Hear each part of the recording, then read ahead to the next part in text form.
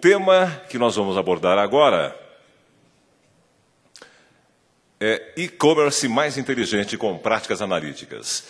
E nós queremos convidar aqui ao palco, para abrir esse painel, ele que é diretor técnico para a América Latina da Informática Corporation, Luiz Curioso.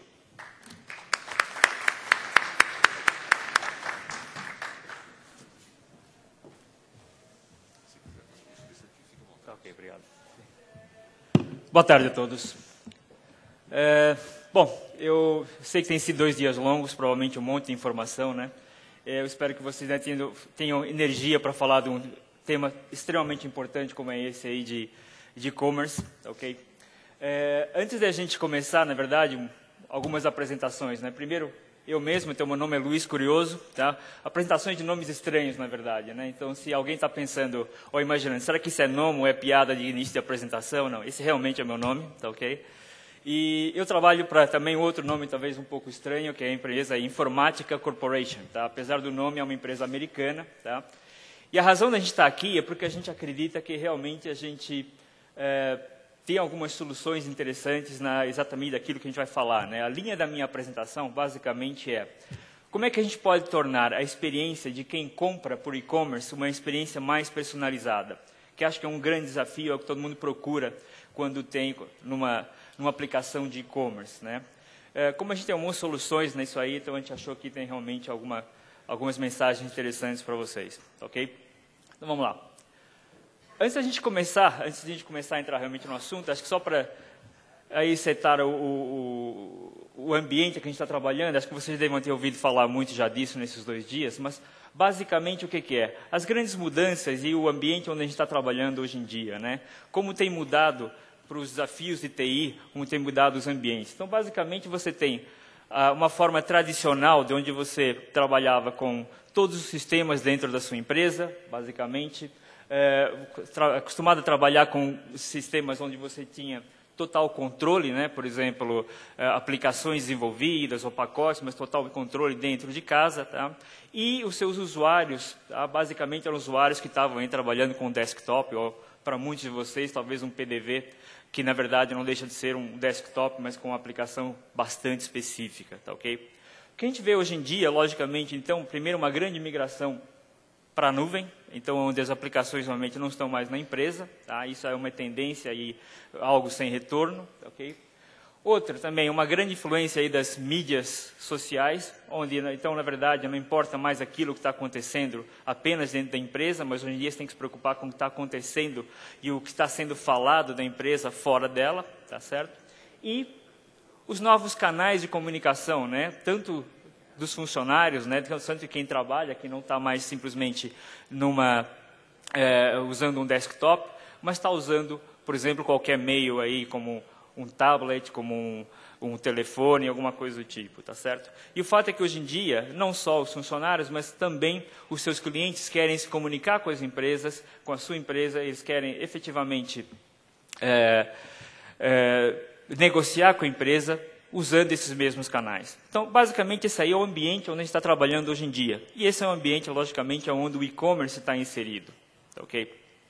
A forma que, em vez de eu ficar simplesmente falando aqui de conceitos, tal, eu achei interessante a gente falar principalmente de 2 casos que a gente tem realmente relacionados com o e-commerce, ok? E onde os clientes, onde essas empresas realmente que estão do setor de vocês, e tiveram algumas iniciativas para, então, transformar a experiência das pessoas que compram com elas, realmente uma experiência mais personalizada, ou seja, dar a cada um a sensação de que, na verdade, você está falando comigo especificamente, e não simplesmente ter uma aplicação genérica que pode ser para qualquer um. Ora, o grande desafio que a gente vê de quando para você ter uma coisa personalizada, é você efetivamente conhecer o teu cliente. Você não pode personalizar algo se você não conhecer para quem você está fazendo isso. Esse é o grande problema, o grande desafio de quem está fazendo alguma coisa online. Tá? Como a gente não tem alguém fisicamente numa loja, onde você efetivamente pode perguntar, você pode ver a linguagem corporal, tá? Quando você está ali online, logicamente você não tem esse tipo de interação. Tá? A única coisa que você tem, onde você pode efetivamente, então, usar para conhecer e personalizar a tua forma de tratar esse seu cliente, são as informações que você tiver sobre aquele cliente. É simples. Então, você tem que conhecer melhor, tem que pegar todos os dados que você tiver sobre aquele cliente e usá-los para personalizar a sua experiência, a sua interação com esse cliente. É basicamente isso. Tá? Então, o primeiro exemplo que eu tenho é de uma empresa, uma loja de departamentos francesa. Okay? Não tem muitas lojas, tem por volta acho que de 20 lojas, mas com essas 20 lojas faturam mais de 1 bilhão de euros por ano. Okay? Provavelmente alguns já foram para Paris, provavelmente já compraram na Printemps. Tá, okay? A Printemps tem uns desafios que eu acredito sejam muito parecidos com os desafios que qualquer uma das empresas desse setor tem. Okay? Primeiro, competição, forte competição. Com certeza, hoje em dia, qualquer setor tem esse problema. E aí a competição traz um problema sério de problemas de eficácia e qualquer diferença, qualquer novidade que você traz, rapidamente ela é copiada. Okay? E além disso, todos nós somos clientes também, cada vez mais os clientes estão exigentes e, lógico, cada vez mais os clientes estão menos tolerantes a qualquer falha, na verdade, dentro do tratamento. Okay? Outro desafio também, de novo, os novos canais de compra. Então, hoje em dia, você tem vários canais de compra, você tem vários canais de compra e venda, logicamente, vários canais de relacionamento com o seu cliente. Acho que isso também já é domínio público também. E aí, do lado de TI, o grande desafio disso é o quê? Normalmente, cada um dos canais que você tem, tá, de compra ou de relacionamento com o cliente, provavelmente vai estar numa tecnologia diferente e provavelmente vai ser gerenciado por um sistema diferente. Tá? O problema que isso traz é tremendo no sentido de que você acaba tendo informação de cliente espalhada por um monte de lugares, informação que muitas vezes não é consistente, porque a informação acaba sendo diferente em cada um desses lugares. Tá certo? Mas do outro lado, você tem um cliente que não está nem aí e não quer saber disso, na verdade. Eu, se sou cliente, se eu ligo para o meu fornecedor, ou se eu vou para uma loja, ou se eu vou pela internet, não importa, eu quero que, na verdade, a informação seja a mesma. Eu quero que, se eu, por exemplo, atingir um determinado status nessa empresa, é lá porque eu compro muito, que eu seja tratado diferencialmente em cada um desses canais. Tá? Esse é o grande desafio, na verdade. Como é que você consegue, então, integrar essa informação de uma forma única, que certamente essa informação vai estar espalhada dentro da empresa, em tecnologias diferentes. Tá? E, finalmente, você tem o problema de você, por tudo isso, conseguir ter acesso às informações completas do cliente. Tá? Na verdade, o que acontece é que você tem informações sobre esses clientes espalhadas, então, em vários lugares e, na verdade, muitas vezes inconsistentes. O problema do online acaba, na verdade, aumentando mais esse problema. Por quê? Porque você não pede um documento, por exemplo, para a pessoa fazer um cadastro online. Tá certo? A pessoa simplesmente digita aquilo que ela quiser. Você tem problemas de ortografia, problemas de falta de informação. Então, você, na verdade, conseguir simplesmente juntar essas informações, identificar esse seu cliente nos vários canais como sendo um único, tá? É um problema sério. Tá? O que fez a Printemps, então, para isso, para ela efetivamente poder resolver isso? Tá? Ela começou uma estratégia que a gente chama de, tecnicamente falando, o nome é conhecido como MDM, tá? Seria Master Data Management, ou gerenciamento de dados mestres, tá? Que é basicamente você ter o quê? Você conseguir ter uma visão única do teu cliente. Tá? Você conseguir ver esse seu cliente de uma única forma é básico para você conseguir fazer qualquer uma dessas iniciativas. E, na verdade, e-commerce é apenas uma delas. O tema, lógico, que é e-commerce, é sobre isso que a gente vai debater. E a gente vai ter um painel aqui de gente que até é muito mais experiente nesse tema do que eu. Mas, na verdade, a visão do cliente único vai te afetar e vai ser importante para quase todos os teus para as tuas interações com o cliente dentro da empresa. Okay? Então, o que fez a Printemps, basicamente? Ela começou em 3 estágios. Primeiro, ela se preocupou em ter uma visão única do cliente, tá? Entre cada um dos clientes. Então, identificar, limpar as informações, tratar a qualidade dos dados, garantir que você tem apenas um endereço, ou os endereços corretos de cada cliente, garantir que o nome está correto, tá certo? E tudo mais. A partir daí, você já tem uma vantagem grande, que você, primeiro, tem uma única visão, você tem apenas um único cliente, as suas campanhas, o seu relacionamento passa a ser muito mais eficaz e você tem toda a informação demográfica para começar. Então você já sabe se esse cara, o sexo dele, em que ponto ele está inserido, você tem uma série de informações que você pode utilizar para esse relacionamento. Ok? Mas isso não é pouco ainda. Então você pode começar com o segundo estágio, que é o quê? Você começar a ter todos os relacionamentos que esse cliente tem. Tá? Então, por exemplo, a família desse cliente. Quais são os produtos que esse cliente tem? Tá? Mesmo se é uma empresa de varejo, varejo hoje em dia pode vender seguro, vocês têm, várias empresas de vocês têm cartões de crédito, têm cartões de fidelidade. Tá? Como é que você sabe cada um desses produtos que esse cliente tem? Tá certo? Quais são os relacionamentos? Quais são as pessoas? Eu sei quem é a esposa ou o marido, tem filhos, não tem filhos? Tá? Para quem trabalha? Qual é a empresa que trabalha? Tá certo? A partir do momento que eu tenho uma visão completa desse cliente, agora eu posso efetivamente me comunicar melhor com ele, tá certo? Agora eu posso começar a personalizar mais ainda. Eu posso oferecer produto, por exemplo, não só para ele, mas posso lembrá-lo que é aniversário, ou se ele tem filho de determinada idade, oferecer um produto específico para aquele filho, por exemplo, e assim por diante, ok? E, finalmente, uma visão de todas as interações. Agora que você tem uma visão do cliente, eu quero saber todo o relacionamento que eu tenho com ele. Quantas vezes ele já comprou comigo? Qual é a periodicidade que ele compra? Como é que ele se comunica nas redes sociais? Ele está falando bem ou mal da minha empresa nas redes sociais? Tá certo? Então, aí você passa a ter a visão completa do cliente, efetivamente. Tá? É isso que a gente prega, basicamente. Se você quer ter uma experiência personalizada, não existe experiência personalizada se você não conhecer o seu cliente. Tá certo? E você ter uma visão única é básico, essencial, para você poder conhecer o teu cliente. Tá, okay? E não confundam isso com BI, tá certo? Na verdade, isso é um passo antes, inclusive, do BI. Tá? Porque está cheio de sistemas aí de BI, onde você quer saber quais são os seus clientes mais valiosos e o mesmo cliente aparece 5, 10 vezes. E aí você acaba não sabendo exatamente quais são os seus top clientes. Tá certo? Outro exemplo, uma loja de departamento americana agora. Facebook, página de Facebook. Tenho certeza que as empresas de vocês devem ter páginas de Facebook também. Mas também tenho certeza que a maioria era como é essa empresa atualmente. Tá? Ou seja, você está simplesmente colocando sua presença institucional, você basicamente quer aumentar a percepção da marca, então mostrar que você está engajado nas novas mídias, etc. Mas, na verdade, tudo isso com pouquíssima interação. Você tem uma página apresentando a empresa, pode falar de alguma coisa que está acontecendo na empresa, mas pouquíssima interação efetivamente com as pessoas. O que essa empresa está fazendo também? Tá. Primeiro, usando, então, todas as informações que ela tinha sobre esse cliente agora para criar essa visão, para criar essa experiência personalizada.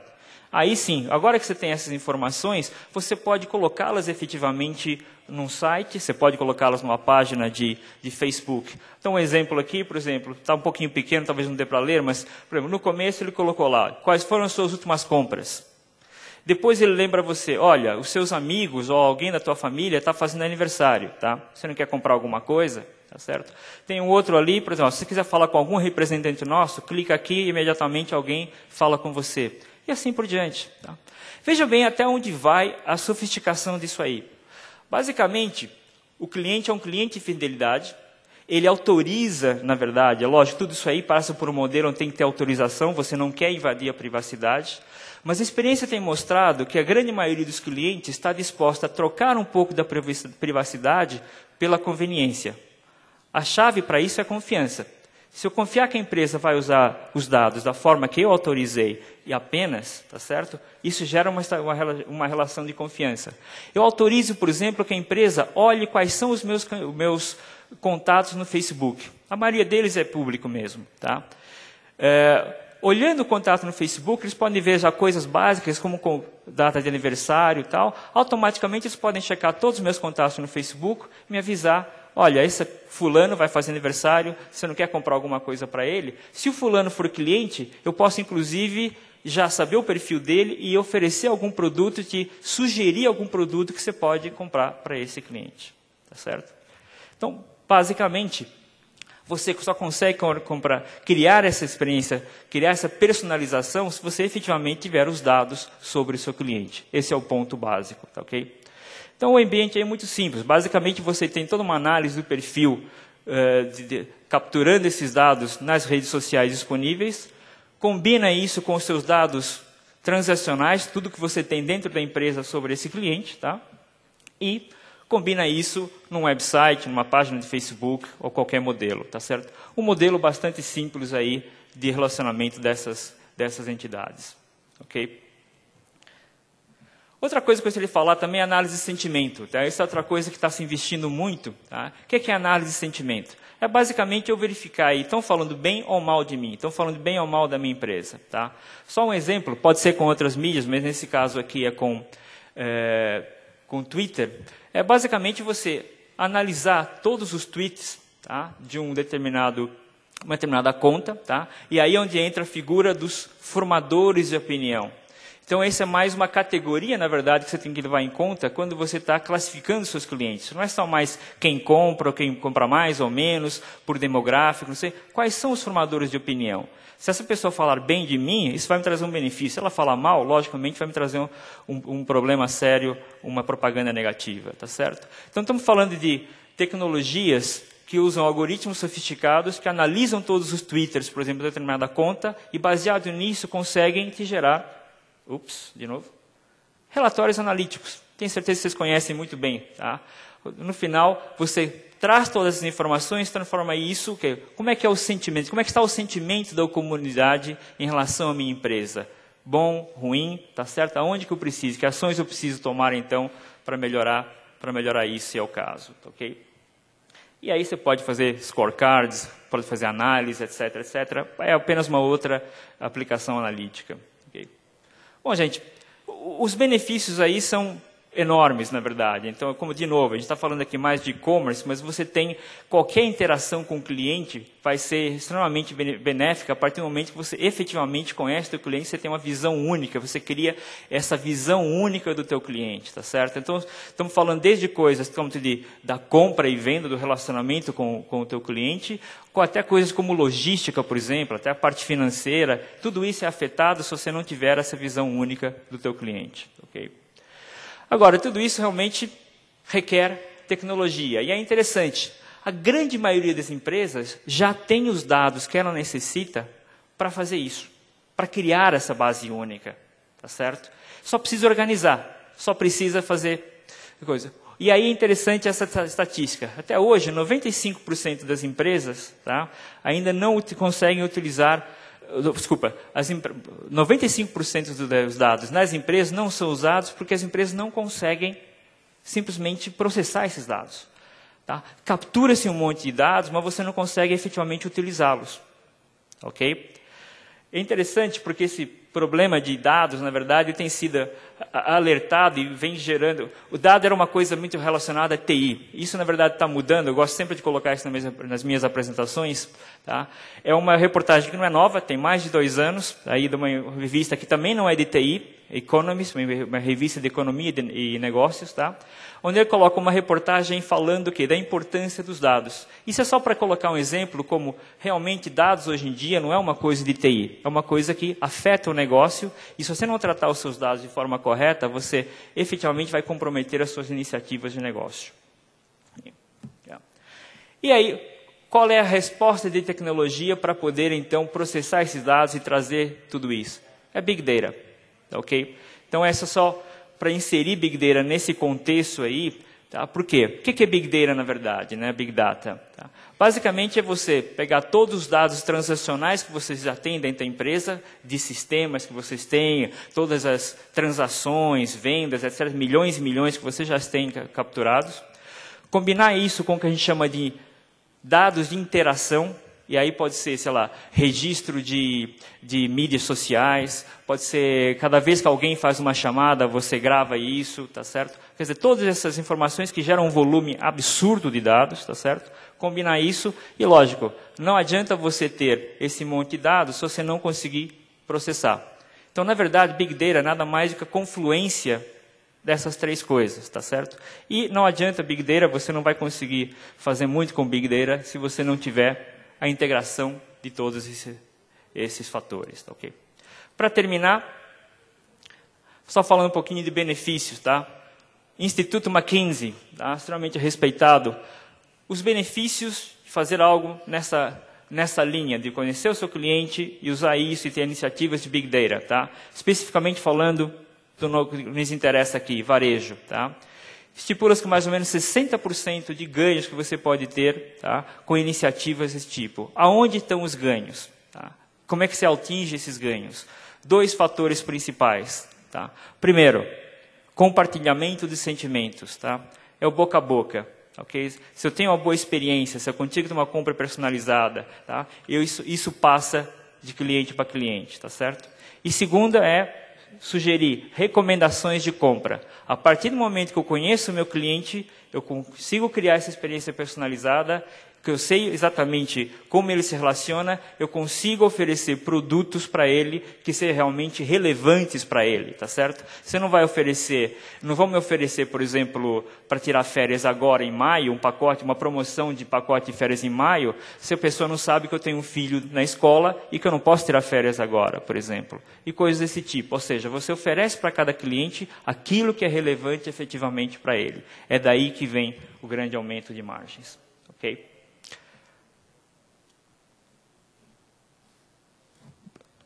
Obrigado, gente. Desculpa aí esse dia com alguns minutos, tá ok? Obrigado. Obrigado a você, Luiz Curioso, diretor técnico para a América Latina da Informática Corporation. Bem, vamos então convidar agora para o debate o gerente de e-commerce da Onofre Eletro, Diego Cola. Muito bem-vindo. O gerente de e-commerce da Marisa Lojas Varejistas, Tiago Pereira. O gerente de mídia da Ricardo Eletro Máquina de Vendas, Thierry Galvez. E o especialista da Saks Tecnologia, Divaldo de Oliveira. Muito bem-vindos. Bodari. Graça, por favor. Obrigada. Bom, guardamos aí para o último painel um tema propositalmente aí muito também instigante, assim como ontem nós também guardamos aí para vocês no último painel um tema que movimentou bastante, né? Eu acho que a inteligência, né, no negócio, acho que aquilo que assim, a gente não precisa nem passar aqui pela discussão, que eu acho que se eu perguntar aqui para todos vocês o que vocês acham disso, todos vocês acham que isso é importante para o negócio, que ninguém vai nem discutir essa questão. Então, eu acho que a gente precisa, num primeiro momento, falar um pouquinho, né, do entendimento que a gente tem sobre isso. Já na nossa reunião prévia, e eu estava participando com eles, já surgiu um pouquinho essa questão. Quer dizer, é tão ampla essa abordagem, tem tantos aspectos relacionados, e depois tem a prática de cada empresa, o modelo de negócios, que se a gente for perguntar para cada um de vocês, para eles aqui, né, como é que vocês entendem isso, então, de alguma maneira envolvidos com isso, cada um vai trazer uma resposta e com certeza vai ter uma visão diferenciada. Então, eu vou começar pedindo ao Divaldo que tente, assim, né, nessa primeira rodada, antes de passar para os nossos convidados aqui, usuários, falar um pouquinho como é que você enxerga, pelo menos assim, em linhas gerais, né, quais são as principais tendências, até depois da abertura e dos exemplos que o Luiz trouxe aqui para a gente do uso de inteligência. Okay. Boa tarde a todos. Quando nós falamos de experiência no varejo, uma experiência diferenciada no varejo, nós estamos falando principalmente de sistemas de gestão de decisão. E, a grosso modo, nós podemos caracterizar os sistemas, o sistema de gestão de decisão em 2 subgrupos.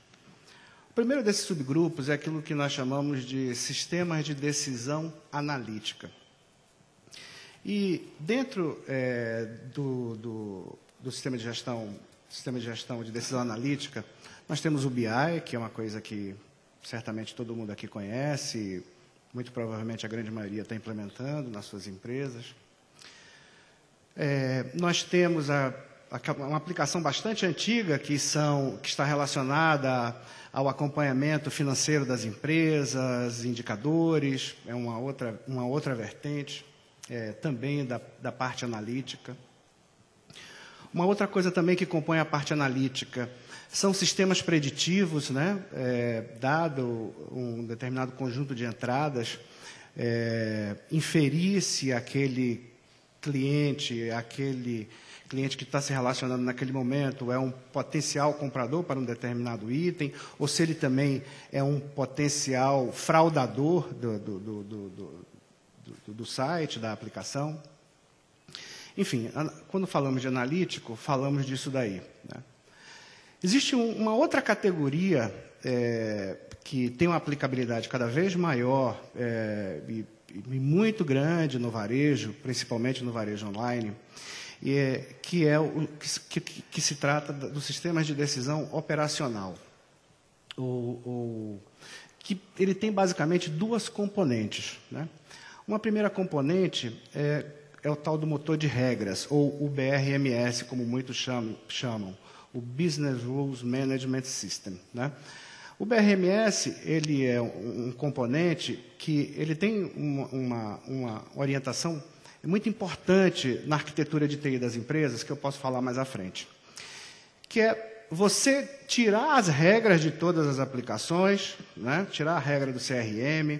No painel anterior, nós falamos aqui, o Birajara comentou a situação dele, que ele tem um ERP que tem que atender os postos de gasolina, tem que atender uma infinidade de varejos específicos, e ele acaba fazendo puxadinhos no ERP, puxadinhos para cada tipo de negócio, e acaba não fazendo tudo isso direito, né? Na verdade, isso não é uma boa prática hoje. A boa prática é você ter aplicações especializadas para cada uma dessas coisas. Isso eu falo mais à frente. Mas voltando à questão do Decision Management operacional, uma componente é o motor de regras e o outro é o tal do gestor de eventos. O motor de regras, ele mantém regras lá dentro. Então, toda vez que vem uma transação online, por exemplo, um determinado indivíduo que está comprando, se ele for reconhecido pelo site, ele tem um cartão ouro. Se ele tem um cartão ouro, eu posso atribuir 5% de desconto em todas as compras. Isso é uma coisa que não precisa hoje estar dentro de aplicação. Colocar isso dentro de aplicação, que acontece na maioria dos ambientes que nós vemos por aí, é uma coisa que engessa, qualquer mudança demora muito, demanda muito de tecnologia, é uma coisa muito complicada. O motor de regra é para isso, né? E uma coisa que trabalha para e passo, trabalha sempre em conjunção com o tal do motor de regras, é o tal do gestor de eventos, né? O que é o gestor de eventos? Ele percebe um evento e dispara um processo. Então, o que é perceber um evento e disparar um processo? Se eu tenho um cliente que me faz uma compra por mês de R$20, até R$50, e, de repente, nos últimos 3 dias, ele me fez 3 compras, cada uma de R$3.000, o motor de eventos tem que perceber que isso potencialmente é uma fraude. Então, você pode escrever lá, se 3 eventos acima de R$20 nos últimos 5 dias, inicie um processo de análise de fraude. Então, assim, a grosso modo, são essas áreas de analíticos que a gente está falando. Está okay? Ótimo. Divaldo, obrigada. Bom, nessa primeira rodada, vou passar a palavra para vocês. A gente, já lá conversando, percebeu que, propositalmente, aqui nós temos experiências bem diferentes, né, em relação a isso.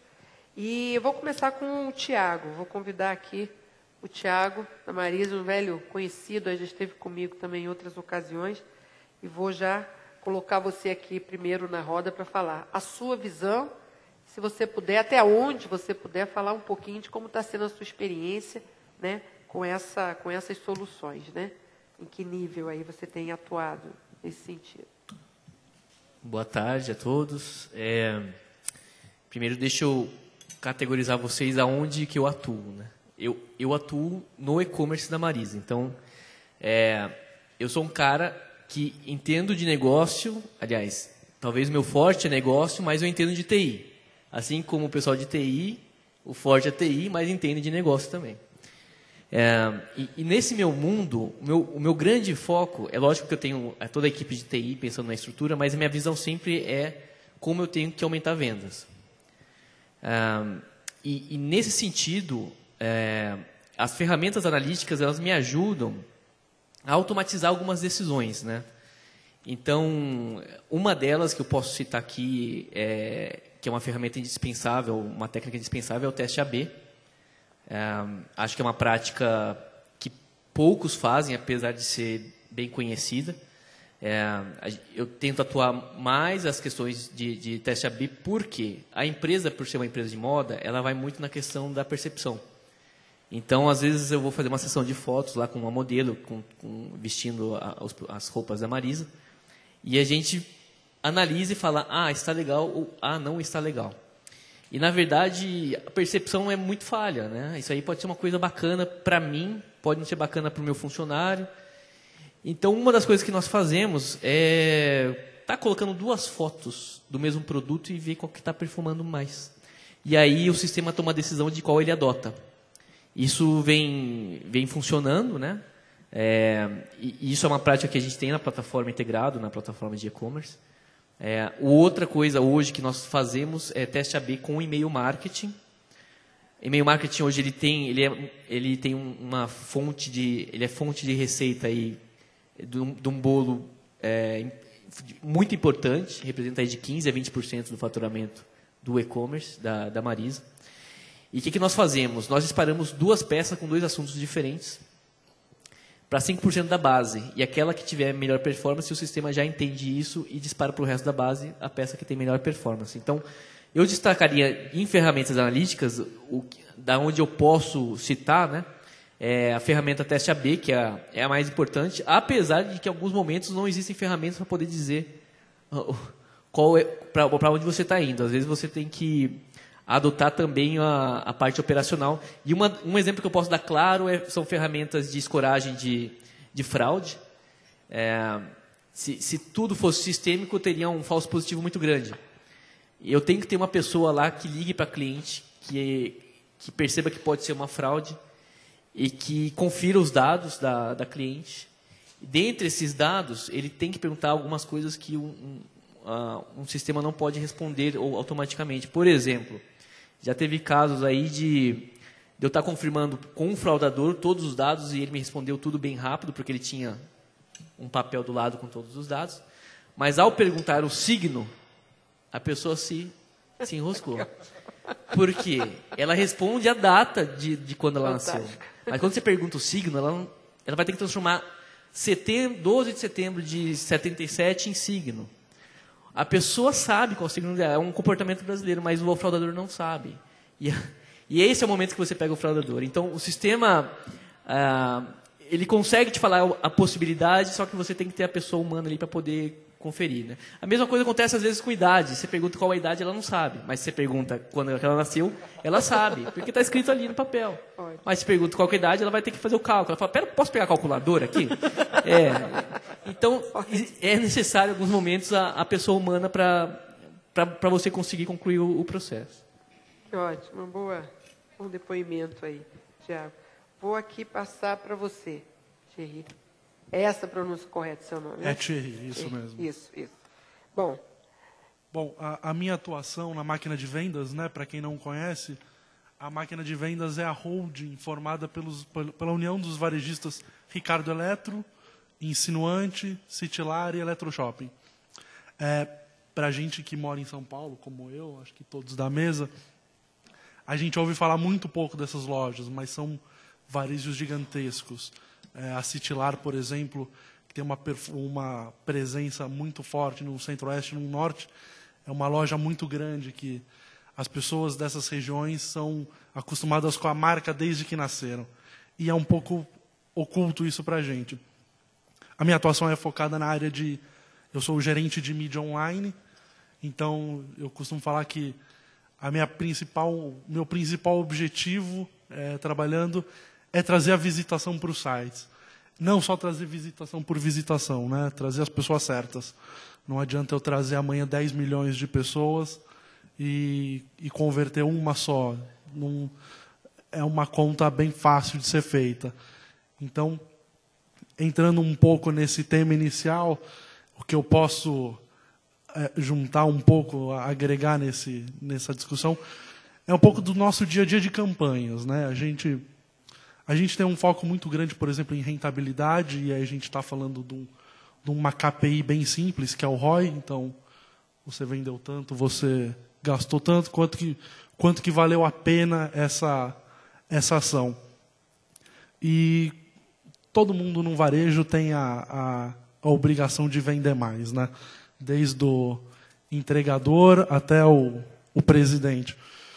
Então, a nossa tarefa, muito minha, da minha equipe, é fazer esse teste. É pegar as informações certas, porque a gente tem muitas, a gente se perderia com tantas.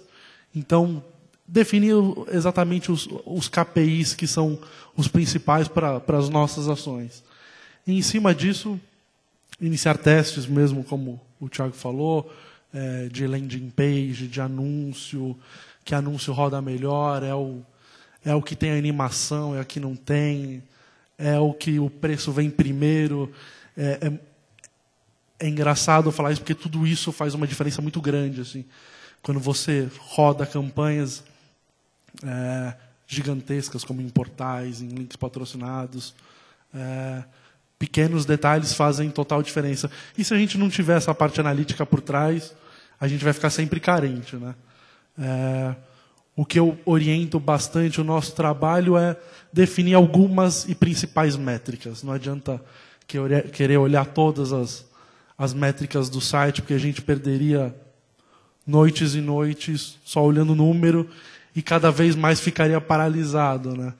Então, acho que esse é um pouco do que a gente faz bastante.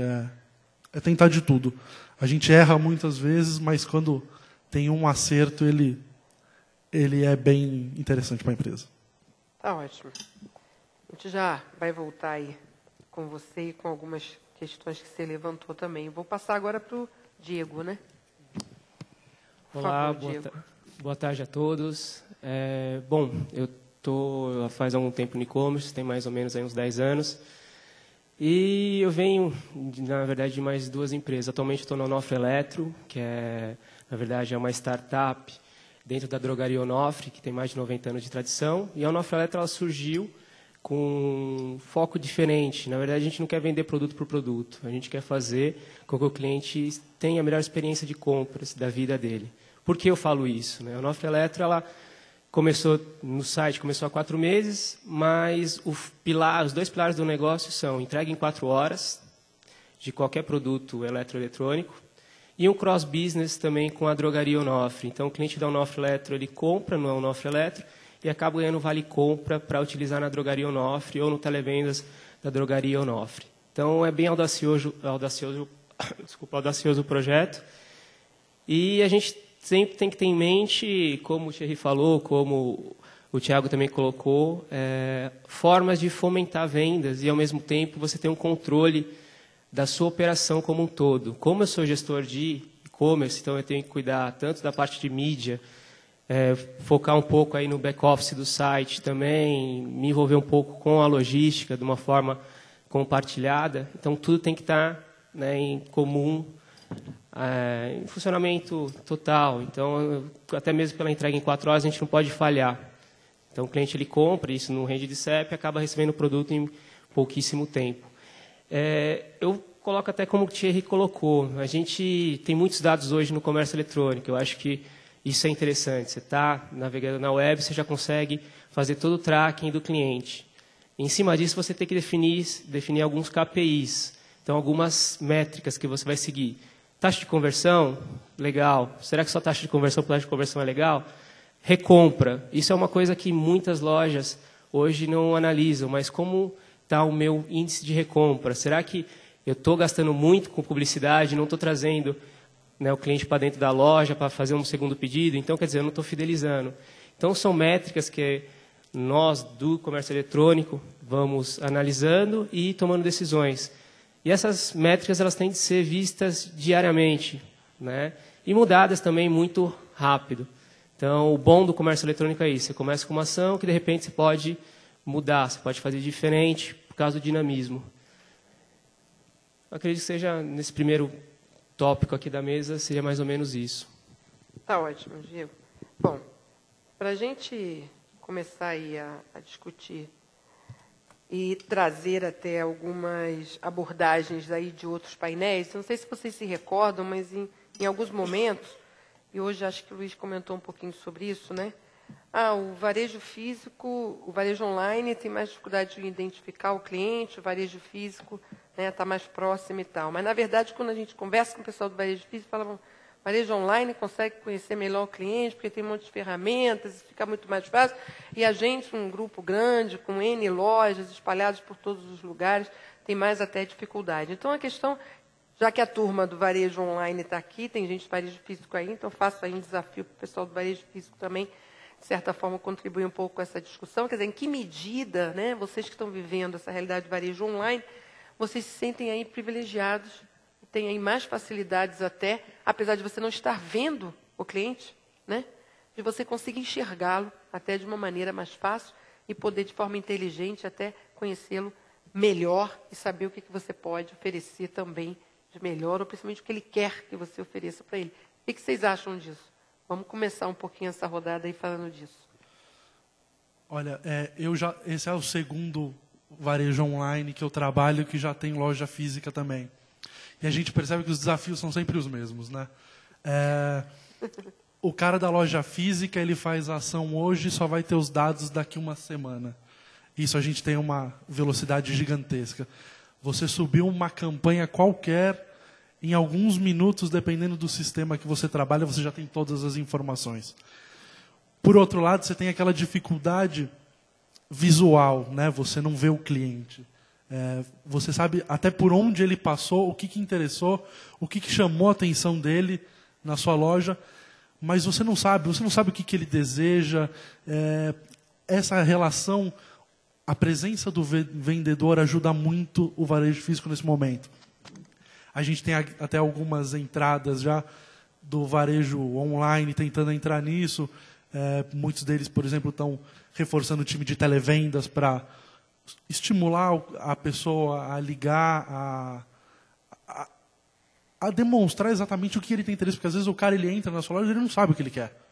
E o varejo físico tem essa velocidade de o vendedor que está lá, que conhece daquilo, faz aquilo o dia inteiro. Ele, dependendo de como o cara entra, ele já sabe, cara, esse cara quer esse celular. Né? E a gente no online não tem muito isso. A gente sempre vai reclamar e eles também, mas acho que a gente tem um grande fator que as informações são muito rápidas. É o que o Diego falou. A gente sobe a campanha agora, de repente ela é um desastre, nos primeiros 15 minutos você tem a chance de trocar tudo, né? O varejo offline não tem, né? Ele já imprimiu, já foi para o jornal, já foi para a televisão, acabou, é aquilo e vamos torcer, né? A gente tem essa chance de mudar. O Thiago, por exemplo, pega um pedaço da base, já solta, já vê qual que vai melhor. E nisso ele já toma uma decisão automaticamente. Cara, isso aqui está indo melhor, eu vou explorar essa parte. Acho que cada um tem um ponto forte, um ponto fraco, e a gente sempre vai querer um pouco do ponto forte do outro, né? Tá certo. O que vocês acham aí? Pode ir. Thiago, depois Diego fala. Primeiro eu quero falar que eu estou preocupado, porque eu estou me vendo na tela, eu estou me achando gordo. Será que deve engordar um pouco? Eu nem olho para essa deve tela. Deve esticar isso aqui. Eu esqueci de avisar vocês, assim, não esquece essa tela. Eu nem olho para essa tela. Isso é realmente um impacto. Eu já sofri esse impacto logo no primeiro dia, quando eu sentei aqui. Esquece a tela, eu prefiro olhar para eles. Bom, não, fica tranquilo, é a tela. É assim mesmo. Toda a culpa é da... 4 quilos, a TV sempre acrescenta 4 quilinhos aí, legal. As imagens. Né? Bom, mas sobre essa questão multicanal, né, de quem identifica o cliente melhor, eu não tenho dúvida que a gente... você tem pontos, né, no mundo físico, você tem coisas que no mundo virtual você nunca vai ter, por exemplo, o touch and feel. Estou falando especificamente agora do negócio de moda. Você pegar o produto e sentir qual o material dele, isso você não vai conseguir reproduzir isso digitalmente. Mas a questão de conhecer a cliente, eu não tenho dúvida que a gente está anos-luz do mundo físico, né? Em 2010, nós lançamos uma ferramenta que pergunta para a cliente qual é as medidas de corpo dela. E quando essa cliente informa a medida de corpo, eu consigo personalizar o site não só pelos produtos que eu tenho, eu não consigo só informar ela qual que ela tem que buscar, qual o tamanho que ela tem que buscar. Eu consigo falar para ela o que eu tenho em estoque naquele tamanho. Então, eu consigo personalizar. Eu conheço ela muito mais do que um atendente que está chegando e vai conversar com essa cliente. Hoje, nós temos aí em torno de 120 mil medidas de clientes de mulheres que informaram suas medidas. A ponto de que a BNT, que está fazendo um trabalho de padronização, nos solicitar a nossa base para poder fazer o estudo de padronização de tamanhos da mulher brasileira. Para nós é uma honra e um benefício tremendo a BNT estar formatando as medidas padronizadas de acordo com a nossa cliente, não a cliente da Renner nem da C&A. Então, isso é um avanço. Então, sem dúvida nenhuma, por comportamento de clique, eu consigo entender mais o que a cliente quer e consigo oferecer algo muito mais próximo do que uma atendente na loja poderia fazer. Eu não vou ter nunca a questão do touch and feel, né, como eu falei para você, mas eu vou ter outras diversas ferramentas que vão me ajudar a satisfazer essa cliente. Bom, no caso da Onofre Eletro e nas outras redes de varejo que eu passei também, a grande questão era como a gente vai personalizar, vai fazer vai mostrar para o cliente aquilo que ele quer, aquilo que ele está buscando, né? Então, hoje você tem várias formas, desde ferramentas comportamentais, né, que vão trazendo em cima da navegação que ele fez dentro do seu site ou até mesmo fora do site, aquilo que ele está relacionado. Até formas mais simples, que é perfil de compra. Então, você hoje tem uma base de clientes dentro da sua, né, da empresa. Você sabe o que ele comprou, quando ele comprou e o que ele gostaria de comprar em cima do que ele já vem praticando. Em cima disso, a gente pode tomar algumas decisões. O que eu acho interessante de tudo isso é tudo você pode traquear. Então, por exemplo, quando a gente dispara um e-mail marketing, eu consigo visualizar quantos cliques eu tive em cada banner, quais foram os clientes que clicaram naquele banner e até onde ele foi dentro do meu site. Então, de repente, eu percebo que ele parou no carrinho de compras. Mas por que será que ele parou no carrinho de compras? Então, em cima disso, eu posso tomar uma decisão. De repente, eu posso mandar um e-mail para o cliente falando, olha, o problema foi preço? Então, está aqui, mais 10% de desconto, mais 5% de desconto. Ou, enfim, tomar outro tipo de atitude. Então, em cima disso, eu acredito também no que o Thiago falou, o e-commerce acaba sendo mais rico em informações, porque você consegue centralizar isso, né? No caso do varejo físico, pelas lojas terem, né, as redes de lojas terem 50, algumas 100, 200, pega, né, mais de 1000 lojas aí com Ponto Frio, Casas Bahia, enfim, outras redes mais fortes. Então, você conseguir trazer isso dentro de uma base para usar com o cliente se torna mais difícil, porque você depende mais de pessoas também. Agora, o grande ponto é você operacionalizar isso. Você ter essas informações, saber quais são as principais e operacionalizar isso dentro da sua base. Você também vai precisar, muitas vezes, de pessoas, você vai precisar de recursos. E é em cima disso que eu venho trabalhando anos e anos. Para quê? Para fazer com que o cliente ele se sinta cada vez mais próximo à marca, mais próximo ao realmente o que ele deseja, ao sonho de consumo dele. Então, se é uma TV, eu tenho uma TV, eu vou levá-lo, né, vou vendê-lo para o cliente e entregar em pouco tempo, né? Então, é bem interessante também.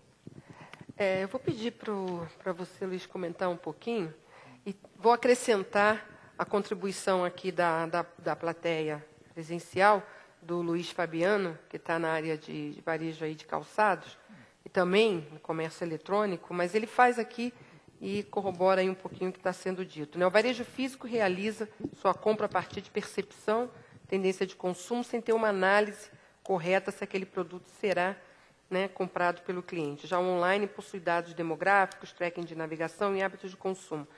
Seria a informação do online mais pura. Eu queria que você comentasse um pouquinho, né? A gente já ouviu aqui o pessoal do varejo, né, online, mas eu acho que a experiência de vocês acaba sendo, na verdade, nos dois ambientes, né?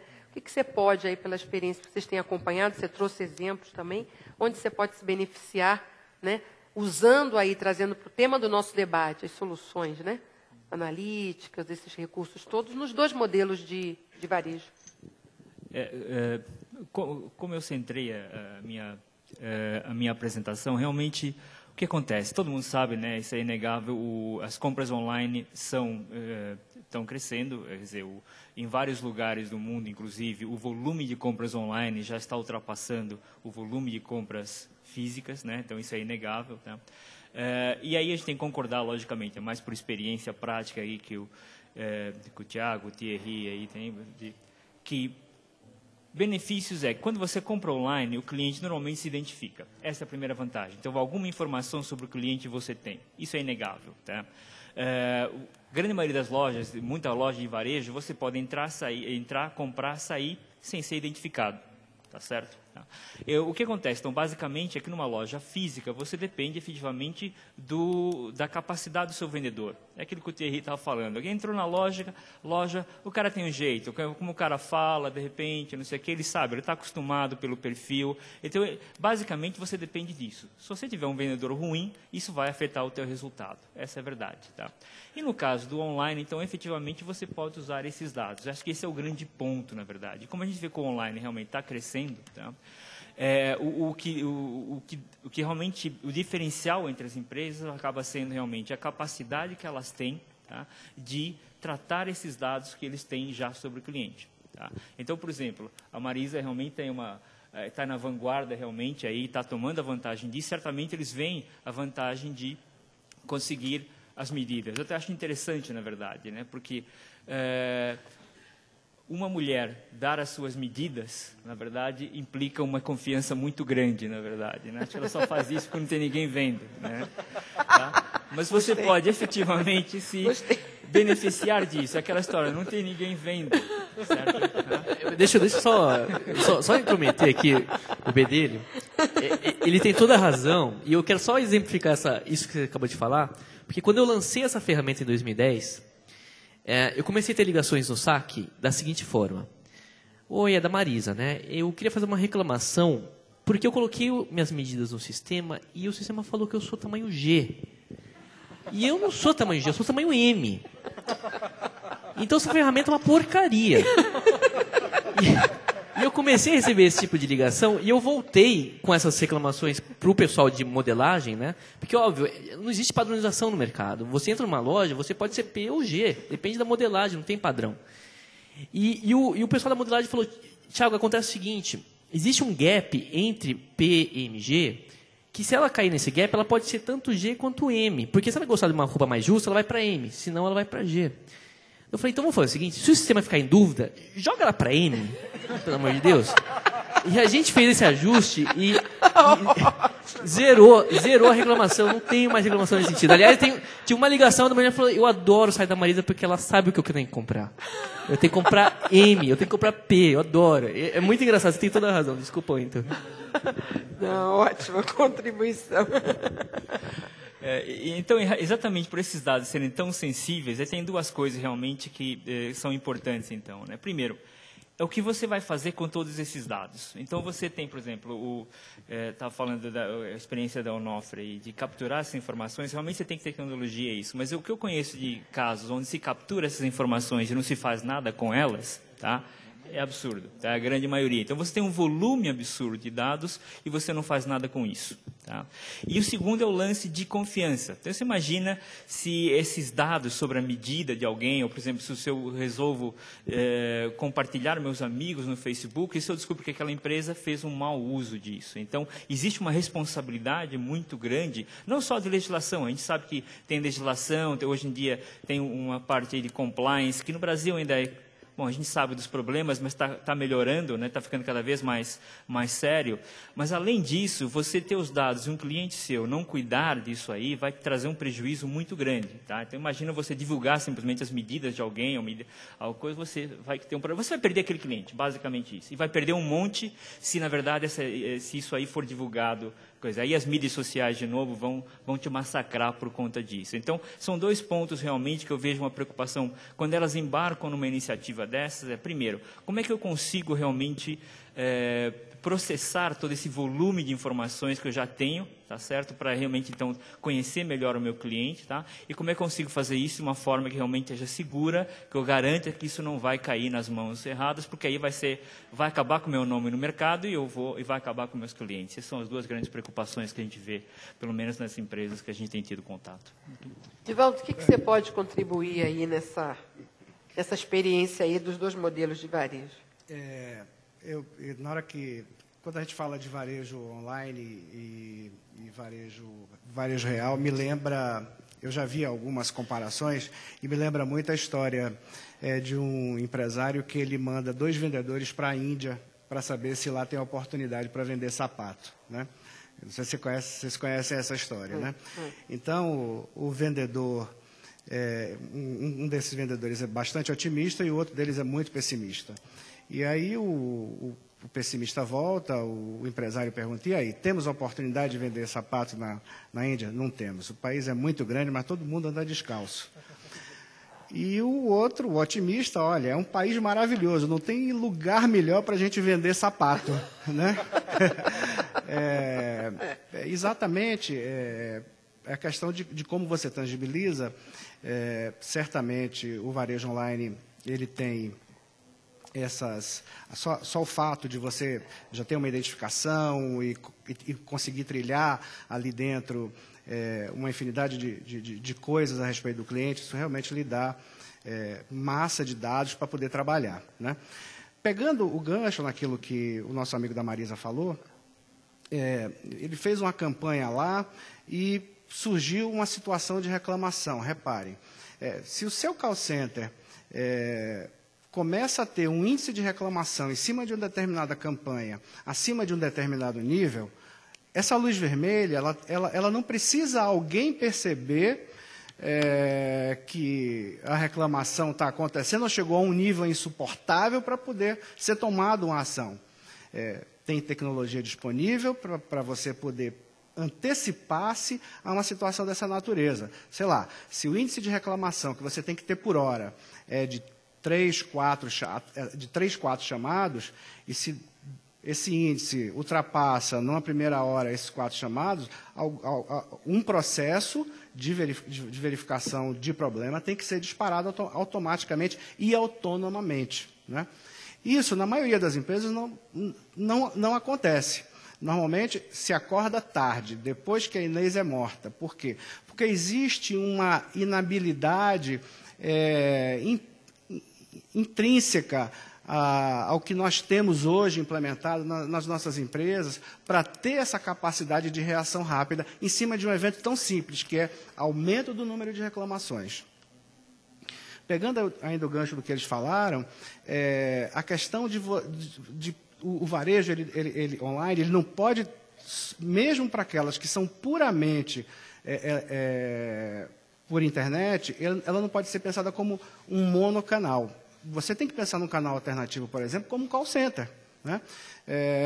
Você percebe que aquele cliente é um cliente que tem fidelidade ao seu site, ele lhe visitou 2 vezes, já comprou R$1.000, de repente esse cliente merece receber uma ligação do seu call center, oferecendo um programa de fidelidade, oferecendo um cartão qualquer, oferecendo uma bonificação, enfim, tem que se utilizar desses artifícios aí, certamente, para conseguir uma coisa que é tão difícil, tão árdua, que é conquistar cliente nesse mercado que é duro. Tá ótimo. Vamos começar mais claro, uma sobre esse assunto varejo online, varejo offline. Uma das experiências minhas, e foi aí mais ou menos uns 3 anos, quando eu fui para a NAGE, na verdade uma outra empresa que eu trabalhei, e eu fui para realmente montar a operação de comércio eletrônico deles. E o principal ponto quando eu cheguei, e também você vê muito isso na cultura da empresa, até pela questão de ser empresa familiar, é até onde o canal online vai atrapalhar o varejo tradicional, o varejo offline. E a gente começou a ver que não, que na verdade ele não atrapalha, né? Ele acaba levando clientes para a loja também. E foi bem interessante que numa das campanhas que a gente fez, foi colocado um produto no site que na loja não vendia. Tentaram baixar preço, não vendia, colocaram em exposição na vitrine, no melhor lugar da vitrine, não vendia. A gente subiu para o site. Os clientes começaram a visitar, né? Conseguimos vender algumas peças no site, e depois chegou a informação para mim que a loja estava vendendo aquele produto. Várias lojas tinham, né, clientes comprando o produto. Então, isso que é interessante. Na verdade, eu vejo que tende a haver mais integração entre o varejo online e o offline. Isso é pouquíssimo feito. Na verdade, são poucas as empresas hoje que pensam nisso e que estão levando adiante essa ideia. E é o grande diferencial do negócio. Além de serviço, eu acho que é a integração multicanal. Então, não ser concorrente. O varejo online, na verdade, ele é mais um canal de vendas que vai agregar muito para o offline e vice-versa. Tá ok? Uma pergunta aqui interessante, Diego, que você pode até aproveitar para comentar um pouco sobre ela e os demais também. Dentro do exemplo que estava sendo colocado até das medidas, mulheres e tal, um comentário aqui interessante, que na loja física, muitas vezes a vendedora conhece muito bem a cliente. Bom, nós mulheres sabemos disso. Então, não precisa nem dizer a medida, ela já sabe. E às vezes até para agradar essa cliente, ela vem com uma roupinha menor, fala, tenta, vê, trouxe AP para você. Ah, obrigada e tal. E depois você vê que, na verdade, não é AP, mas tudo bem, você ficou feliz, né? Afagou seu ego. Então, tem todas essas coisas. Por que não aproveitar um pouco esse conhecimento, né, que se tem também desse relacionamento com o cliente ali, no tete-a-tete, e levar, e se isso é uma coisa difícil de ser feita, se essa vantagem, né, da loja física é tão difícil de ser levada depois, porque ela também pode ser uma cliente do virtual. Como é que você vê isso? Na verdade, depois queria que Marisa e vocês também comentassem um pouquinho isso. Né? Tá. O que pelo menos falo por mim, o que, né, eu busco é o que é fazer com que o cliente se sinta à vontade dentro da loja online da Onofre Eletro, que ele seja tratado de forma única, né? E a verdade, o que a gente objetiva? Trazer o tratamento da loja física para o online. Então, é personalização mesmo. O que eu vejo hoje tem formas de fazer isso. Então, você tem conhecimento do que aquele cliente representa para você. Você tem, em cima dos produtos que você vende, a sua margem de contribuição e até onde você pode estressar preço com o cliente ou não, se não é um cliente que quer preço, é um cliente que ele quer realmente serviço. Então, você buscar essas informações. Eu li esses dias, foi até na Exame, se não me engano, que a Target nos Estados Unidos, eles conseguiram integrar, na verdade, as lojas deles, e em cima de uma ferramenta de analytics. Então, eles, em cima do que o cliente estava comprando, eles sabiam que aquele cliente, em cima daquele perfil de compra, era uma mulher que tinha acabado de engravidar e começou a comprar itens para o bebê, para, né, fazer o enxoval do bebê e assim por diante. Em cima disso, eles começavam a mandar e-mail para cliente informando, olha, a gente tem promoção disso, olha, você já viu que a gente está com um novo produto, assim, assado, relacionado a bebê? Então, isso é interessante. Eu acho que isso é algo que vai acontecer no Brasil e já vem, de certa forma, acontecendo. Outro ponto interessante dessa integração online e offline, e tem até um case muito falado no Japão, que é o QR Code, né? Na verdade, uma loja japonesa disponibilizou o QR Code para alguns produtos em uma estação de metrô, se não me engano. Então, tinha lá o produto, né? Se não me engano, a loja Tesco, se não me engano, e o cliente, né, na verdade, né, a pessoa que estava passando olhava o produto, fotografava e automaticamente já efetuava a compra. O interessante disso foi o quê? O cliente acabou comprando no meio virtual, que aumentou 130% o volume de vendas no canal virtual e mais 76% no varejo físico. Então, essa integração, varejo online e offline, ela vai acontecer, ela vem acontecendo e isso agrega para todos os pontos, até mais, para dar cobertura para o cliente, enfim, para a gente ficar sabendo realmente o que o cliente está procurando e o que está querendo. Obrigada. Eu vou começar a trazer, a gente vai voltar a esse assunto, vocês podem comentar, acho que você com certeza pode acrescentar aí nessa colocação também a sua experiência, sua visão disso. Mas tem algumas perguntas que estão chegando aqui, específicas aqui para vocês, então vou trazendo e a gente vai retomando os temas, né? O Orlando Florencio, de Bauru, manda uma pergunta para você, Thierry. Ele diz o seguinte, alguma diferença sensível do consumidor do Norte e Nordeste em relação ao resto do país? E dá para, no uso na aplicação que você faz de campanhas e tal, usar o Analytics, até para poder ter esse tipo de abordagem regionalizada e ter esse perfil diferente? Como é que você trabalha isso? Essa é uma pergunta bem legal, porque na maquinadevendas.com a gente fala que a gente tem uma responsabilidade gigantesca. A gente tem um privilégio, agora com essa ascensão da classe C, de ter lojas físicas onde essas pessoas estão entrando agora.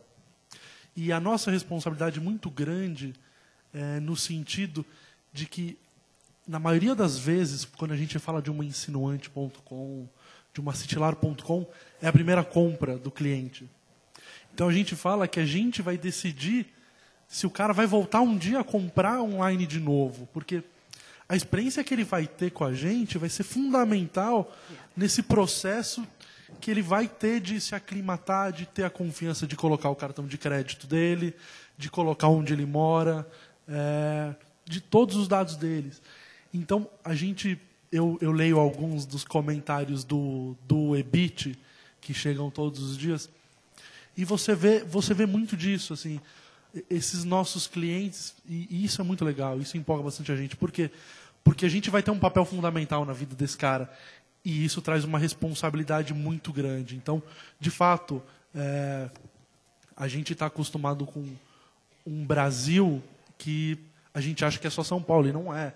O Brasil é gigantesco. A gente fala com pessoas que, às vezes, estão tendo contato com um notebook, com um tablet pela primeira vez. E a gente aqui acha que todo mundo no Brasil tem um iPhone. Cara, não é assim. Então, além de, sim, a gente ter que trabalhar isso de uma forma diferente, de mexer com a cultura regional, por exemplo, a garota propaganda da Insinuante é Ivete Sangalo. O Brad Pitt não seria um garoto propaganda melhor do que a Ivete Sangalo, para quando a gente está falando com o Nordeste, com a Bahia. Porque a pessoa ela se vê muito também, porque a Insinuante é uma rede que tem há 50 anos. Então, às vezes, o cara cresceu morando do lado de uma Insinuante. Então, a gente tem esse papel, a gente tem muito forte, não só como responsabilidade, mas também de trazer o cliente de uma forma diferente, sim. Acho que foi uma pergunta muito bem colocada até. Tá bom. Bom, antes de passar uma pergunta aqui para o Diego, eu queria voltar ao... Nossa, me deu um branco agora. Peraí, calma, gente. É o último painel, tá? Me deem essa... Tiago. Voltar a você, Tiago, pelo seguinte. Eu trouxe até aquela pergunta, na verdade, foi uma colocação aqui, sobre a experiência também da vendedora na loja física, do quanto ela conhece, né, dessa cliente, e de que forma realmente esse relacionamento e esse conhecimento, essa inteligência, né, digamos que ela tem, esse conhecimento que ela tem, ele pode servir também para o online. Como é que é a experiência de você nesse sentido? O que você vê de desafio são coisas realmente diferentes, não dá para tratá-las aí da mesma forma. Qual é a tua visão? Bom, falando especificamente, né, das lojas Marisa, que é uma rede que tem 340 lojas em todo o Brasil e em todos os estados brasileiros, o que é muito difícil abastecer a loja de Roraima e de Belém. Ela é uma loja que nós denominamos de autoatendimento. Então, diferentemente de uma loja do tipo H. Stern, da qual a cliente senta e pede um cappuccino, né, e fica perguntando, conversando, sendo amiga, a nossa loja ela é composta por uma equipe que está à disposição da loja para deixar melhor as araras, tem uma equipe no caixa. Então, é uma pessoa que não faz uma abordagem direta à cliente. Né? Ela pode dar suporte à cliente, caso ela sinta que a cliente está necessitando disso. A partir desse princípio, eu não tenho, então, esse problema. Por quê? Eu não tenho uma atendente que... É uma loja de que a atendente não está lá para perturbar. Né? Tem gente que não gosta de ser atendida, né? Tem esse perfil. E a loja da Marisa é essa. A cliente vai lá, ela vai na arara, vai dar uma olhadinha, vai escolher, vai experimentar no provador e vai para o caixa. Nesse sentido, então, eu não tenho nenhum conflito ou a loja não oferece nenhuma personalização ou atendimento especial do que um e-commerce faria. Então, ainda volto a dizer que no caso da Marisa, a gente ainda perde alguns pontos nesse sentido de experimentar, de você tocar, de você poder comprar o produto e sair com ele naquele momento. Nós demoramos aí 3 dias para poder entregar. Então, nós temos aí uma responsabilidade, porque a gente sabe que a cliente que compra na quarta-feira ou na terça-feira, ela está comprando o vestido que ela quer sair com as amigas no sábado. Se você não entrega esse produto no sábado, a vida complica. Então, é delicado, né? É bastante delicado. Mas nesse conceito da atendente ser um diferencial, no caso da Marisa, não seria o caso. Tá bom. Vou fazer uma parceria, então, Thiago. Vai entregar em 4 horas agora também. Tem uma pergunta para você, que é a seguinte: como o e-commerce trata a dinâmica da entrega rápida e das devoluções? Né? Problemas como trânsito em São Paulo, que a gente nem sabe, né, do que ele está falando aqui, estoques em tempo real, etc., não prejudicam esse meio de venda, e se os analíticos podem colaborar nesse sentido. A pergunta é do Vladimir, do Shopping Eldorado. Ok. É uma pergunta interessante. Na verdade, hoje, a gente tem uma estrutura de logística própria. Então, desde de armazenamento do produto, armazenagem do produto, até embalagem, expedição e entrega. Isso para São Paulo, capital, e Grande São Paulo. Não são, a gente não atende o Brasil todo em 4 horas, lógico, isso demanda muito investimento e, lógico, está presente em todos os cantos, né, do país. E, no caso, a gente delimitou São Paulo por ser o maior, centro aí de venda, de negócios do país também, e pelo ser o core business já da drogaria. Então, a drogaria ela se firmou em cima disso. Na verdade, a gente não está fazendo nada novo. Na verdade, a gente pegou a expertise já da Onofre em casa e colocamos para um novo negócio, que é o Onofre Eletro. Tá? Então, em cima disso, a gente consegue ter algumas flexibilidades e ter alguns controles em cima da operação. Então, eu consigo falar com o meu entregador, né, via rádio. Eu consigo, na verdade, saber por que da entrega. Se for demorar mais 4 horas, eu consigo já dar um feedback para o meu cliente. Então, a gente tem um call center, um televendas ativo em cima disso. Então, a logística ela é muito integrada, informando, olha, aconteceu tal eventualidade, não vamos conseguir. Ou, quando o cliente recebe até antes do prazo, é super interessante que o cliente ele manda comentário, isso é muito latente no Ibit também, como o Thierry falou, que não tem como a gente não ver, né, diariamente os comentários no Ibit. Então, essa experiência está sendo muito interessante, está sendo bem audaciosa também. E o grande diferencial é você ter dentro de casa realmente aquilo que é importante para o negócio.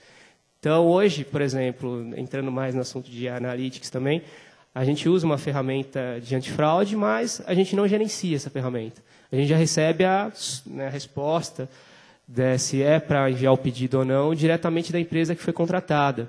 Por que a gente preferiu ser assim? Hoje a gente tem um volume interessante de vendas, não é gigantesco, mas hoje a gente já está com um volume bacana aí de pedidos.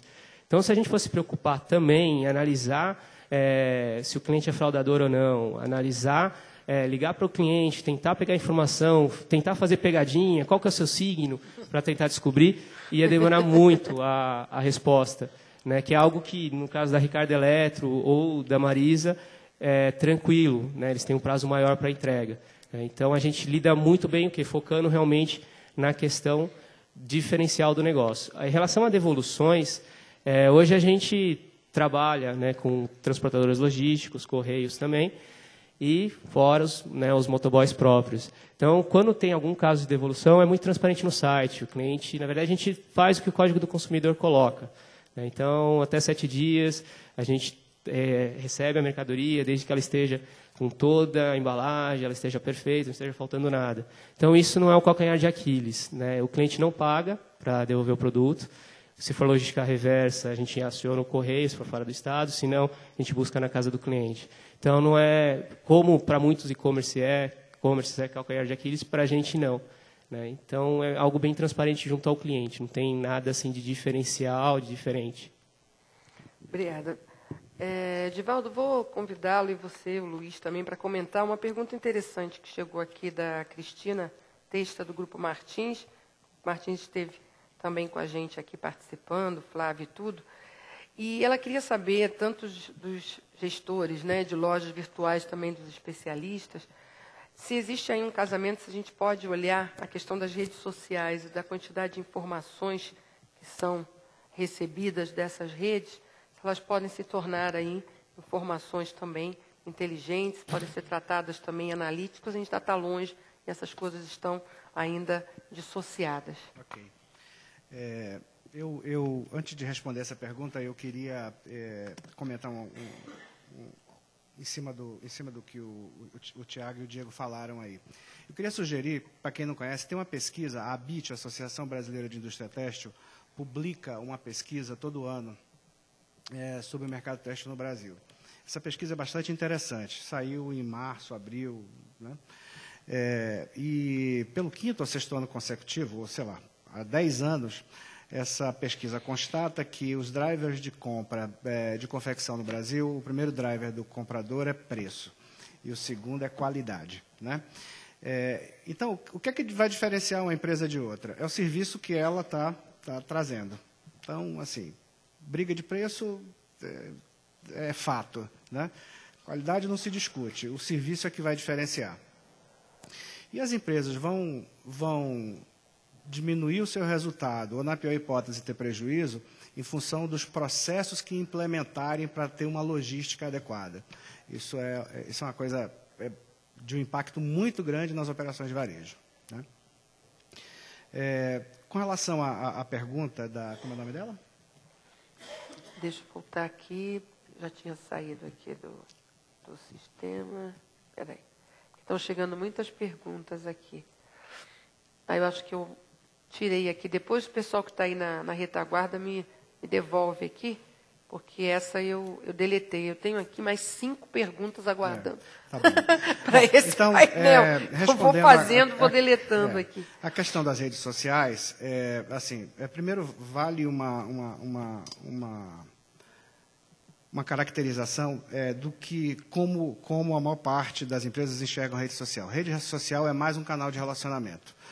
Não é um canal de vendas, né? É principalmente um canal de relacionamento.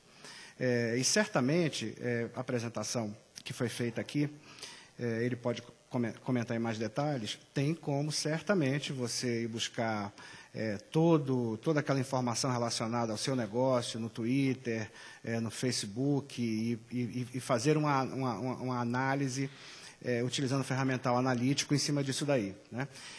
E esse ferramental, cada dia mais se torna imprescindível. Nós sabemos que existem fraudes, por exemplo, no Twitter para aumentar Trend Topics, para poder colocar determinados assuntos lá como os principais, né? E certamente, somente com um ferramental bastante profissionalizado, você vai ter certeza de fato se aquilo é uma tendência ou não, se aquilo é válido ou não, tem impacto ou não no seu negócio. Só parênteses aqui, já trouxe de volta aqui a Cristina Testa, do Grupo Martins. Tá, Cristina? Só para não ficar aí sem referência aí, a gente já tem de volta aqui quem fez a pergunta. Realmente, acho que eu tentei deixar isso na apresentação. Assim, em termos de tecnologia, já existem realmente tecnologia, existem empresas efetivamente se beneficiando disso, né? Acho que os grandes desafios é você, de novo, a informação está lá, tá? Ela está disponível. Então, é você ter a capacidade de, primeiro, processá-la, de você interpretá-la. Esse é o grande desafio. Existem ferramentas para isso já disponíveis, tá? Depois, o grande desafio que você tem é como é que você integra isso com o resto da informação que você tem dentro da tua casa. Então, como é que você consegue identificar uma determinada pessoa no Facebook ou qualquer uma dessas redes sociais, que essa pessoa também é um cliente seu? Tá certo? Se essa pessoa está falando mal, por exemplo, ou se você detecta nas análises de sentimentos, se essa pessoa está falando mal, tá? Aí você tem um grande desafio que é de integrar isso e saber, por que esse cara está falando mal? Tá? O que ele comprou com a gente, efetivamente? Quando foi que ele comprou? Aonde ele comprou, efetivamente? Então, como é que eu faço uma investigação desse tipo? Tá? Então, você tem ferramentas com isso, mas o grande desafio está exatamente como é que você integra isso que está nas redes sociais com todos os teus sistemas. Acho que nos dois sentidos, né? Tanto você interpretar o que está na rede social e trazer e integrar, então, com o que está nos teus sistemas, como fazer ao contrário. Ou seja, no momento que eu estou numa rede social, como é que eu então identifico aquela pessoa e levo as informações que estão dentro dos meus sistemas para a rede social ou mesmo para para o meu website, para dizer para ela, olha, você comprou isso, ou você comprou aquilo, ou então lembrar ela daquele aniversário, etc, etc. Então, a coisa acontece nos dois sentidos, e esse realmente é o grande desafio, tá? De você integrar entre esses sistemas, essas fontes aí que você tem de dados aí espalhadas pela empresa, como é que você consegue consolidar? Porque, de novo, o cliente não se importa, tá? Se você tem isso em vários sistemas, você tem um ERP só, se você consegue consolidar isso ou não, ele não quer saber, ele quer que você, em cada um dos canais, que você o trate da mesma forma, que a informação seja consistente em todos os canais. Basicamente isso. Tá ótimo. Duas perguntas aqui falam um pouquinho da mesma questão, né? O João Nery de São Paulo fala que há uma ideia de que o e-commerce brasileiro se resume a alguns players, mas será que os menores, mais segmentados, são os que podem oferecer uma experiência mais personalizada para o consumidor e atingir melhor a classe C, que está entrando agora no varejo eletrônico? E a Mariela Feltrin também pergunta algo semelhante. Gostaria de saber qual a opinião de vocês sobre a entrada das classes emergentes no mercado eletrônico e o que vocês esperam desse público em futuro próximo, claro, de acordo aqui com os objetivos, né, e os modelos de negócios de cada um de vocês, né?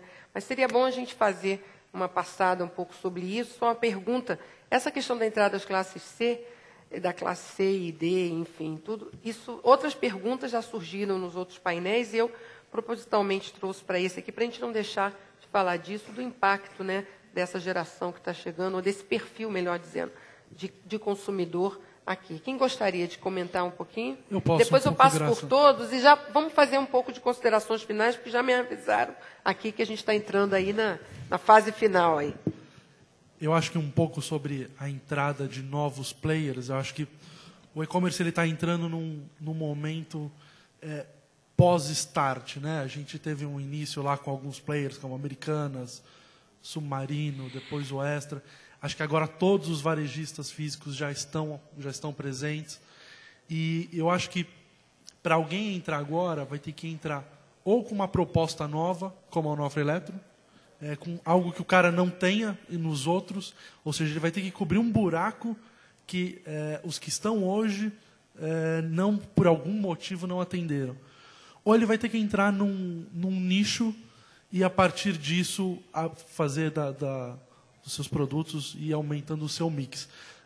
Acho que, para exemplificar, acho que a gente tem uma da Fit, uma Netshoes, que começou vendendo tênis e hoje até já videogame já vende, né? Então, eu acho que eu vejo essas duas estratégias como válidas, porque se você tentar brigar com o Walmart, com uma Nova.com, com uma B2W, é muito difícil. É uma guerra muito difícil e envolve até poder financeiro, né? A escala, nesse momento, conta bastante. Então, eu acho que você tem que vir ou com uma proposta diferente, como um exemplo da Onofre Eletro, ou você tentar entrar a partir de algum nicho e, com isso, desenvolver a sua marca. Sobre as novas classes, eu acho que isso é o grande ponto agora da internet, né? Acho que novas pessoas vão poder entrar e aí cada marca vai ter que trabalhar de uma forma, né? Por exemplo, nós da Máquinas de Vendas, a gente tem a questão regional, né? Então a gente tem esse privilégio. Então o cara já conhece a nossa marca, ele está entrando no e-commerce agora, mas ele já conhece Insinuante, ele já conhece Eletroshopping, é algo que já faz parte do dia a dia dele. Então acho que cada player também vai ter que pensar de alguma forma de como entrar, se vai entrar com preço, se vai entrar com uma política de frete, que às vezes para algumas regiões faz um sentido total. Então, acho que a entrada dessas novas classes vai enriquecer bastante esse mercado. Tá ótimo. O que vocês acham aí, Diego e Thiago? Poderiam comentar? Ok. Na verdade, o Thierry exemplificou bem, eu acredito também nessa questão de uma nova proposta, né? No caso da Onofre Eletro, foi focado em serviço.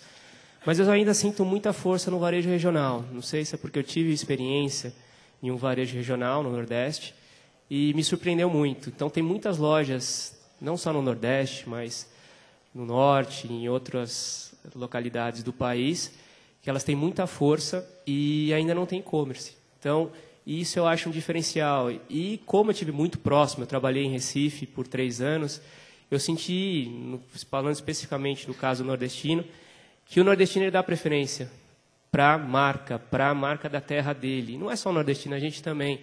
Então, isso tem que ser muito bem trabalhado. Eu acho que o e-commerce hoje no Brasil, por mais que ele venha se maturando, ele já seja uma realidade, ele ainda é muito pequeno perto de países maduros. Então, quando você pensa que você tem hoje conectados, pessoas que já se conectaram na web, em torno de 80 milhões de brasileiros, e só 27 milhões, 30 milhões já compraram em algum site de e-commerce, então há um delay muito alto. Fora os planos que estão vindo, né, e já mais parte governamental de banda larga, enfim, para aumentar o acesso, a entrada dos tablets, dos smartphones. Então, hoje a gente já conta no Brasil com 27 milhões de smartphones, né, sendo que 80% das pessoas que têm smartphone consultaram o preço de produtos na internet, mas só 30% compraram no varejo online. Então, a gente tem que acabar com alguns mitos, né? Saiu até hoje uma notícia falando que apenas 2% dos brasileiros acreditam plenamente em sites de e-commerce. Isso é preocupante. Nós, como gestores de e-commerce, a gente tem que mostrar por que daquele canal, por que a pessoa pode confiar e por que ela, não digo migrar, mas pode realmente colocar os seus dados ali, efetuar uma compra e receber em pouco tempo, enfim. Então, acho que o grande desafio é esse. Tá? Eu acho que está bem aberto, lógico que cada vez mais vai ficando mais caro para você formar uma marca e para você entrar no comércio eletrônico, mas, em compensação, eu vejo ainda muita força. Eu acho que a gente, apesar de não estar mais no início, a gente está num período interessante para crescimento. Ótimo. Bom, a Marisa, das grandes varejos de moda, né, dos grandes players, ela é a única extremamente posicionada para a classe C. A Riachuelo ela é posicionada CB, CIAB e Renner AB. Então, desse assunto C a gente conhece um pouco, sabe? E é engraçado, eu tenho o mesmo comportamento dos colegas aqui de ler os e-mails da Ebit todo dia. E lá são os comentários que as clientes fazem pós-compra, né? Os comentários que vão para essa entidade Ebit. E é engraçado que você vê, você percebe que é uma cliente classe C quando você vê muito erro de português. Você começa a ver excesso de erro de português, né? É característico de uma cliente de classe C.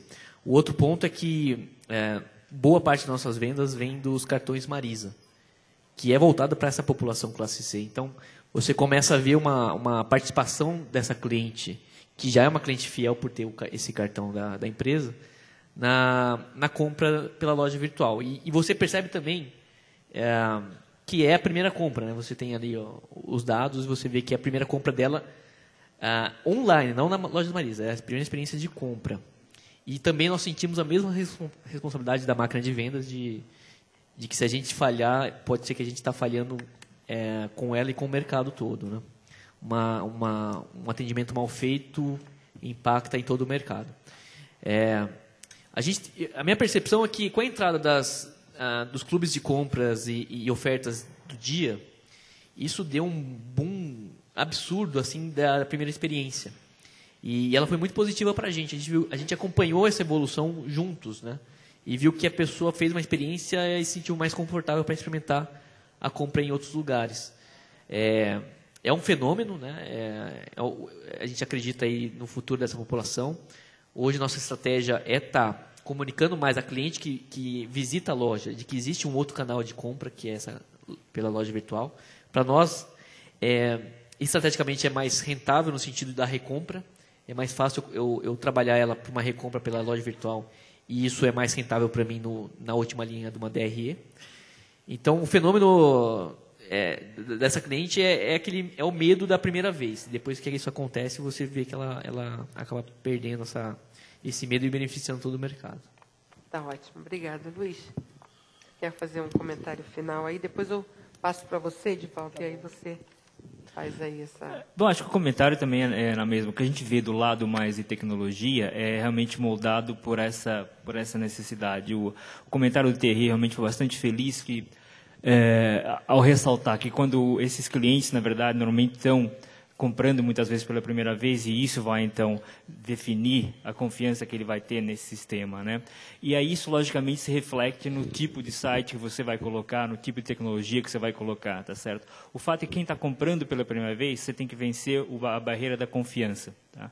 Isso quer dizer, ele não está tão preocupado ainda com fidelidade. Esses clientes, na verdade, talvez você não classifica a princípio, se você estiver trabalhando com várias faixas, mas como cliente ouro, ele não está ainda muito preocupado com uma experiência tão personalizada. Na verdade, ele está preocupado, sim, esse meu dinheiro que eu estou pagando realmente vai para a minha mercadoria? Eu vou receber a minha mercadoria? Eu vou receber a mercadoria a tempo? Eu vou receber aquilo que eu pedi? Ou seja, essas coisas são realmente básicas que todos nós, que já estamos mais, imagino que a maioria aqui já esteja mais acostumado a comprar online, passamos essa fase, e aí você começa então a comparar. Ou seja, acho que a gente já está mais num outro estágio de compras online, onde você teve várias experiências, você já sabe escolher os seus sites, e você começa realmente a comparar, e aí você começa a ficar mais exigente e menos tolerante para falhas. Esses clientes, na verdade, estão preocupados o quê? Com segurança. Então, na verdade, eu diria que aí a preocupação está muito mais, primeiro, em termos tecnológicos, é de segurança do site, garantir que você não vai ter problemas com o pagamento, que os dados não são fraudados, etc, etc. Esse é o básico, realmente. E depois é logística, quer dizer, acho que tem muito mais uma preocupação logística realmente de garantir que a pessoa recebe aquilo que pediu na hora que pediu, e sim.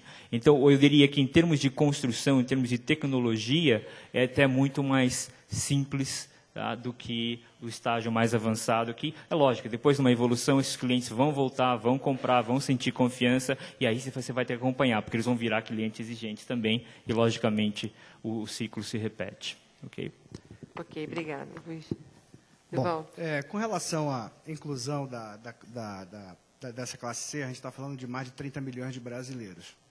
Certamente, uma parcela muito pequena desses 30 milhões de brasileiros entrou no comércio eletrônico, né? Foi comprar alguma coisa online. Mas eu antevejo que o tsunami, ele está ali próximo dessa turma entrando, essa classe C emergente, começar a utilizar. Que, basicamente, o que nós temos aí? Os smartphones estão se proliferando, estão reduzindo substancialmente os custos, né? Então, a gente já está falando de equipamentos de R$150, R$200, né? Então, isso é um habilitador. Na verdade, o telefone celular foi uma grande ferramenta de inclusão digital do brasileiro, né? E certamente, o smartphone vai ser a grande ferramenta de inclusão digital nesse mundo de comércio eletrônico dessa classe C emergente. Então, se por um lado a gente tem o barateamento dos dispositivos, nós temos uma outra coisa também muito importante, que não é percebida, que é o 4G que está chegando, né? O 4G, ele tem uma característica muito importante, que vai facilitar muito a transação, o comércio eletrônico por esses dispositivos, que é a tal da qualidade do serviço. Isso a gente não consegue implementar pelos dispositivos móveis hoje. Isso a gente só consegue fazer através de através de fibra. Então, o 4G, chegando junto com a popularização dos smartphones, vai vir um tsunami aí, certamente, vai aumentar significativamente as demandas de compra nos sites eletrônicos. O terceiro ponto que eu gostaria de comentar é com relação a se há espaço para novas empresas, né? Está se falando agora de um processo de desindustrialização da China. Não sei se alguém aqui já teve a oportunidade de ver, né? O que acontece? O mundo está caminhando para um modelo de aquisição muito customizado. E ter tudo na China acaba encarecendo, acaba onerando esse processo. Então, está se falando de uma desindustrialização na China. O que isso tem a ver? Que, caminhando para um mercado mais customizado, certamente há espaço para novos entrantes. Eu estou nessa área há muitos anos. Eu implementei o Shop Fácil do Bradesco em 1999. Né?